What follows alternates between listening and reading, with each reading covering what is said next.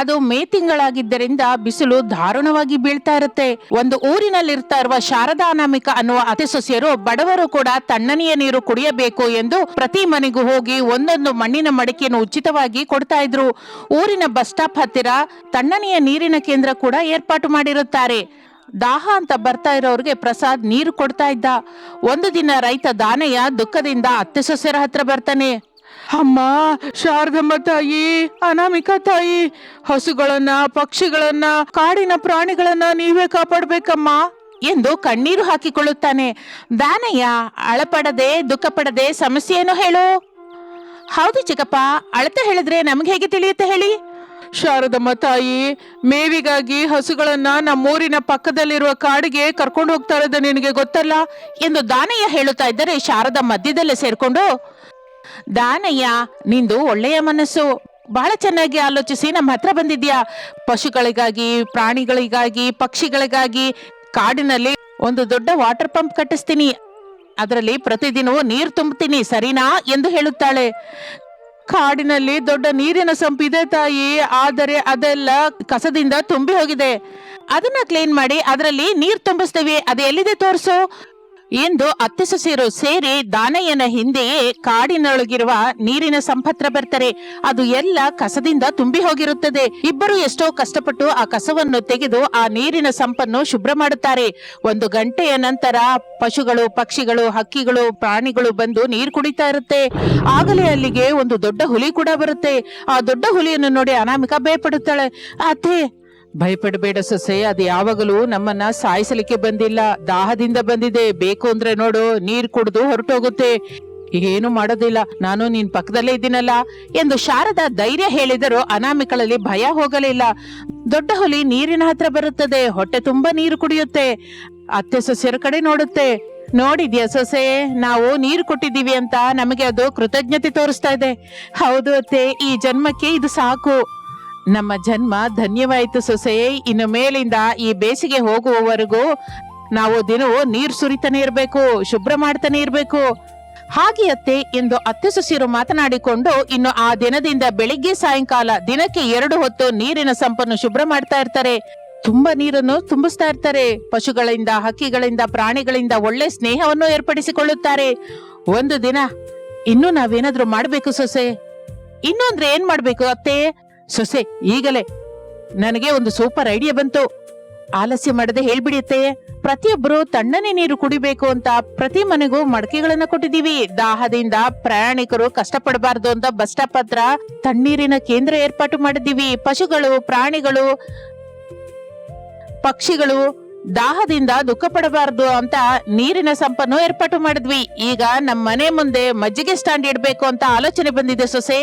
ಮಜ್ಜಿಗೆ ಸ್ಟ್ಯಾಂಡ್ ಇಡೋದಾ? ಹೌದು ಸೊಸೆ, ಬೇಸಿಗೆಯಲ್ಲಿ ದಾಹ ತೀರಿಸುವ ಮಜ್ಜಿಗೆ, ತಣ್ಣನೆಯ ನೀರು ಬಡವರಿಗೆ ಉಚಿತವಾಗಿ ಕೊಟ್ರೆ ಅವರ ಆಶೀರ್ವಾದ ನಮಗಿರುತ್ತೆ. ಅತ್ತೆ, ಐಡಿಯಾ ಸೂಪರ್, ಆದ್ರೆ ತುಂಬಾ ಖರ್ಚಾಗುತ್ತೆ ಏನೋ. ಖರ್ಚಿನ ಬಗ್ಗೆ ಆಲೋಚಿಸದೆ ನಮ್ಮ ಕೈಯಿಂದ ಆದದ್ದು ಮಾಡಿದ್ರೆ ದೇವರು ನೋಡ್ತಾನೆ, ನಮ್ಮನ್ನು ನಿತ್ಯವೂ ಕಾಪಾಡ್ತಾನೆ ಸೊಸೆ. ನಮಗಿರುವುದ್ರಲ್ಲಿ ನಾವು ಮಾಡೋಣ. ಸರಿ ಅತ್ತೆ, ನಾನು ಸಾಯಂಕಾಲ ಮೊಸರು ಸುಬ್ಬಮ್ಮನ ಮನೆಗೆ ಹೋಗಿ ನಾಳೆಯಿಂದ ಅವಳ ಹತ್ತಿರವಿರುವ ಎಲ್ಲ ಮೊಸರನ್ನು ನಮಗೆ ಬೇಕು ಅಂತ ಹೇಳಿ ಬರ್ತೀನಿ. ಸಾಯಂಕಾಲದವರೆಗೂ ಯಾಕೆ ಸೊಸೆ, ನನ್ನ ಫೋನ್ ತಗೊಂಬಾ, ಈಗ್ಲೇ ನಾನು ಫೋನ್ ಮಾಡಿ ಮಾತಾಡ್ಬಿಡ್ತೀನಿ. ಈಗ್ಲೇ ತಗೊಂಡ್ಬರ್ತೀನಿ ಅತ್ತೆ.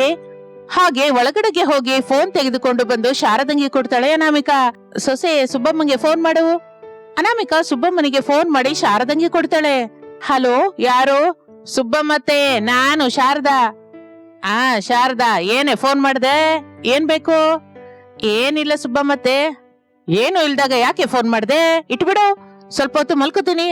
ಅಯ್ಯೋ ಸುಬ್ಬಮ್ಮತ್ತೆ, ನಿನ್ನ ಹತ್ರ ಇಂದ ಒಂದು ಚಿಕ್ಕ ಸಹಾಯ ಬೇಕು. ಏನ್ ಸಹಾಯ ಬೇಕು ಶಾರದಾ? ನಮ್ಮ ಊರಿನಲ್ಲಿ ಉಚಿತವಾಗಿ ಮಜ್ಜಿಗೆ ಹಂಚಬೇಕು ಅಂದ್ಕೊಂಡಿದ್ದೀನಿ. ನಿನ್ ಹತ್ರ ಇರುವ ಮೊಸರೆಲ್ಲವನ್ನು ದಿನವೂ ನಮಗೆ ಬೇಕು. ಏನೋ ಉಚಿತವಾಗಿ ಮಜ್ಜಿಗೆ ಹಂಚಿತೀಯಾ? ನಿಮ್ಮ ಅತ್ತೆ ಸೊಸೆಯರು ಬಹಳ ಒಳ್ಳೆ ಕೆಲಸ ಮಾಡ್ಬೇಕು ಅಂದ್ಕೊಂಡಿದ್ದೀರಾ. ನನ್ನ ಹತ್ರವೇ ಇರುವ ಮೊಸರೆಲ್ಲ ತಗೊಳ್ಳಿ, ದುಡ್ಡು ಆಮೇಲೆ ನೋಡ್ಕೊಳ್ಳೋಣ. ಸರಿ ಬಿಡು ಸುಬ್ಬಮ್ಮತ್ತೆ, ದೇವರು ನಿನ್ಗೆ ಒಳ್ಳೇದು ಮಾಡ್ತಾನೆ ಎಂದು ಹೇಳಿ ಫೋನ್ ಇಡುತ್ತಾಳೆ ಶಾರದಾ.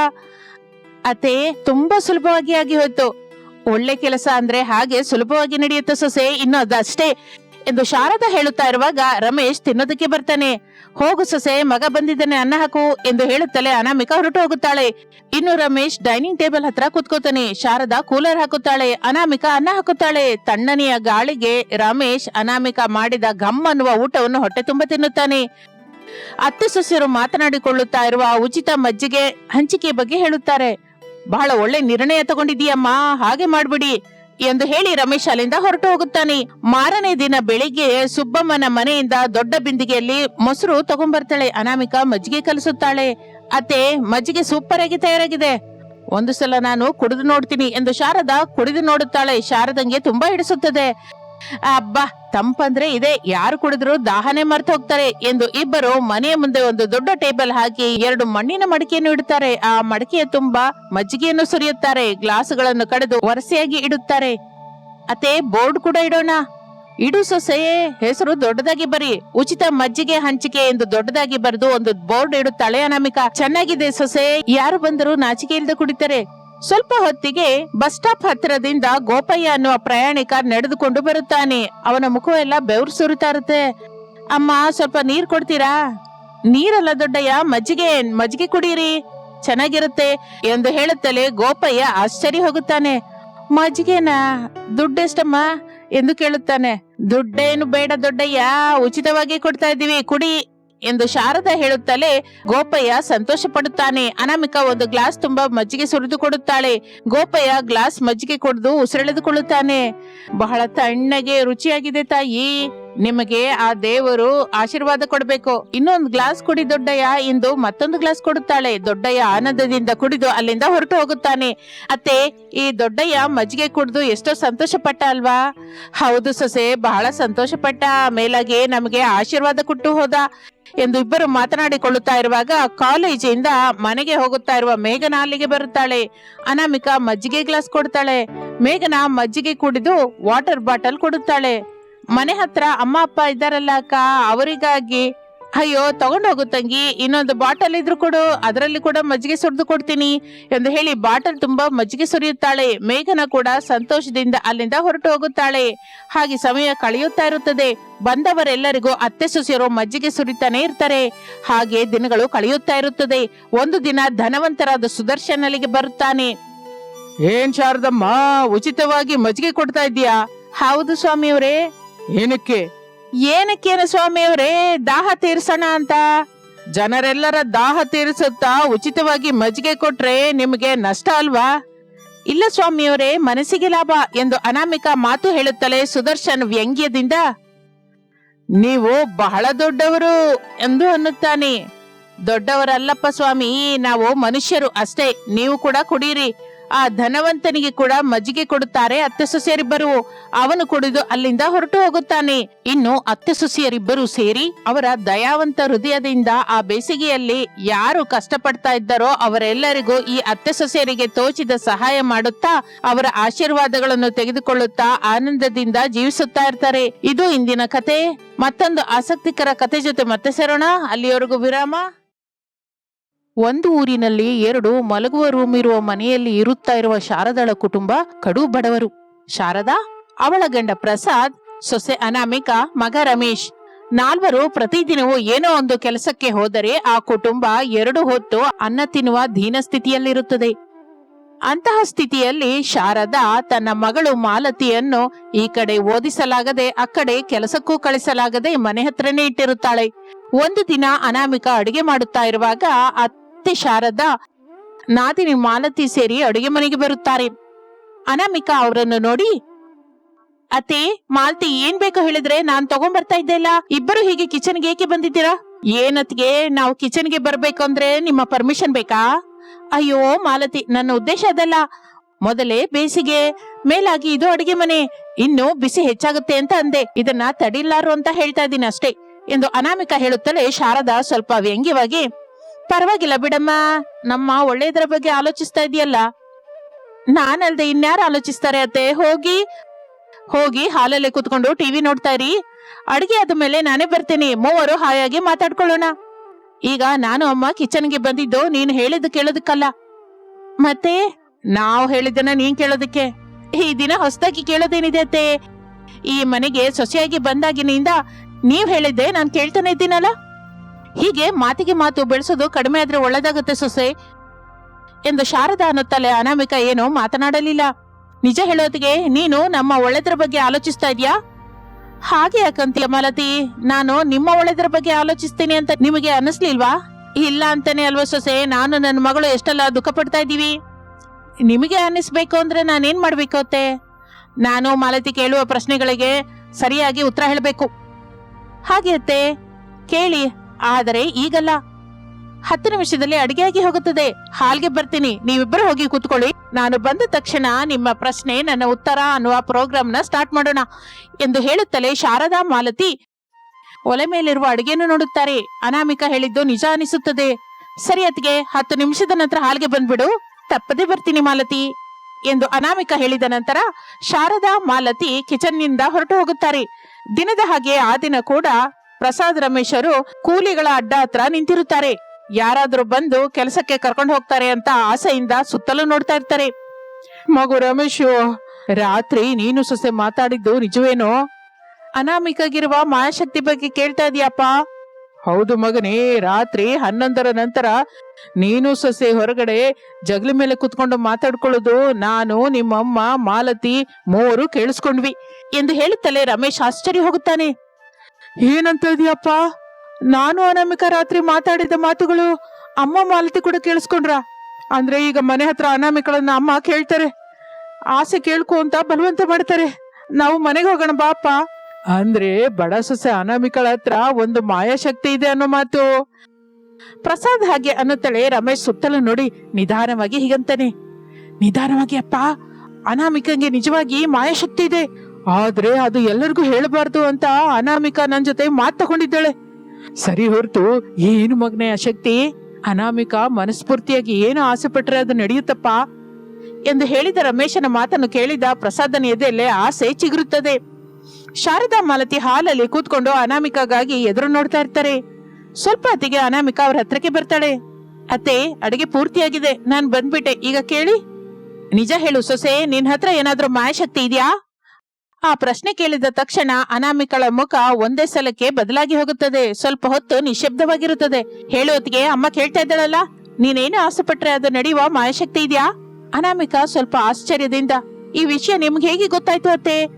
ಅಂದ್ರೆ ನಿಜವಾಗಿ ಮಾಯೆ ಇದೆ ಅನ್ನೋ ಮಾತು ಎಂದು ಮಾಲತಿ ಅನ್ನುತ್ತಾಳೆ. ಇದೇ ಮಾಲತಿ, ದೇವ್ರು ಕೊಟ್ಟವರ, ಅದನ್ನು ಸ್ವಾರ್ಥಕ್ಕೆ ಉಪಯೋಗಿಸಿದ್ರೆ ಬಹಳ ದೊಡ್ಡ ಪ್ರಮಾದ ಆಗಬಹುದು. ನಮಗೆ ಪ್ರಮಾದ ಆಗತ್ತಿವೆಲ್ಲ ಸೊಸೆ, ನಮ್ಮ ಬಡತನ ಹೋದ್ರೆ ಸಾಕು. ಅತ್ತೆ, ನಾನು ಒಂದು ವಿಷಯ ಹೇಳ್ತೀನಿ, ಈ ಶಕ್ತಿ ದುಡ್ಡನ್ನು ಕೊಡಲ್ಲ. ಸರಿ ಅತ್ಗೆ, ನಮಗೆ ದುಡ್ಡು ಬೇಡ. ಇದು ಬೇಸಿಗೆ ಅಲ್ವಾ, ಮನೆಯಲ್ಲಿರುವ ಹಳೆ ಫ್ಯಾನ್ ಸರಿಯಾಗಿ ತಿರುಗ್ತಾ ಇಲ್ಲ, ಅದಕ್ಕೆ ಅಂತ ಒಂದು AC ಕೊಡು. ಅಂತದ್ದೇನು ಕೊಡಲ್ಲ ಮಾಲತಿ ಎಂದು ಹೇಳುತ್ತಲೇ ಶಾರದಂಗೆ ಮಾಲತಿಗೆ ಕೋಪ ಬರುತ್ತೆ. ಮತ್ತೆ ನಿಮ್ ಹತ್ರ ಇರುವ ಮಾಯಶಕ್ತಿ ಏನ್ ಕೊಡುತ್ತೆ ಅತ್ಗೆ? ಏನಕ್ಕಾಗಿ ಕೆಲಸ ಮಾಡುತ್ತೆ? ಏನ್ ಕೇಳಿದ್ರು ಕೊಡಲ್ಲ ಅಂತ ಇದೆಯೇ, ಮತ್ತೆ ಏನ್ ಮಾಡುತ್ತಿ? ಹೇಳು ಸೊಸೆ, ನಿನ್ ಹತ್ರ ಇರುವ ಮಾಯಶಕ್ತಿ ಏನ್ ಮಾಡುತ್ತೆ? ಅದ್ಭುತವನ್ನು ಮಾಡುತ್ತೆ ಅತ್ತೆ, ಅಸಾಧ್ಯ ಅಂದ್ಕೊಂಡಿದ್ದನ್ನ ಸಾಧ್ಯ ಮಾಡುತ್ತೆ. ಅಂತಹ ಆಸೆ ಏನಾದ್ರೂ ಇದ್ರೆ ಹೇಳಿ, ನಾನು ಕೋರ್ಕೋತೀನಿ.